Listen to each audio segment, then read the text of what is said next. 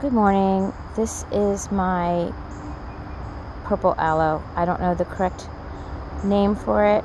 I just call it my evil Purple Aloe because it has these sharp, pointy ends on them and it hurts. I do not move this thing at all, ever. But I did move it back here when I moved here in November, and here it sits, overgrown with all these poisonous things and vines and Lord knows what else. But it is blooming, and I'm going to have to do some bug control on this because I see some stuff on it. But I'm going to work on this. It takes leather gloves, and I have 2 layers of clothes on, long sleeve, because these pointy ends will pierce your skin, and it's very painful. This plant's about 4 or 5 years old, and I dug it up from the yard because it was buried underneath a bunch of vegetation, and it was small, and I thought it was beautiful, and at the time it was not that hard to manage. So I dug it up and put it in one pot, and then it kept growing and growing. So then I found this big black pot on the street, on the side of the road, and I pulled over and I thought, oh, that would be a great pot for my evil aloe.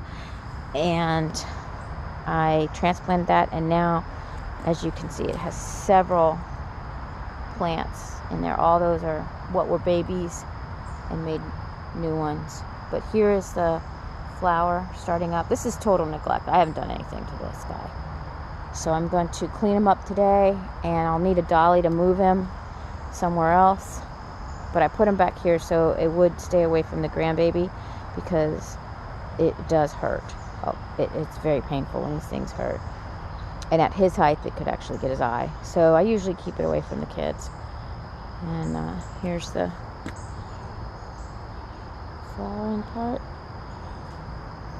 And it has some bugs on it, so I got to take care of all that today. So we will check back. Hopefully it won't take too long. Okay, there it is. I trimmed the weeds that were growing up from the ground around the pot, and I was able to pull the entire plant out of that spot. It was over there, and it gives me some room to work on it. Gloves, long sleeves, boots, and you got to be careful when you bend down not to let it poke you in the eye, because that would be very bad. So here's the plant. Actually has another flower ready to come out and bloom. So it'll be one of these.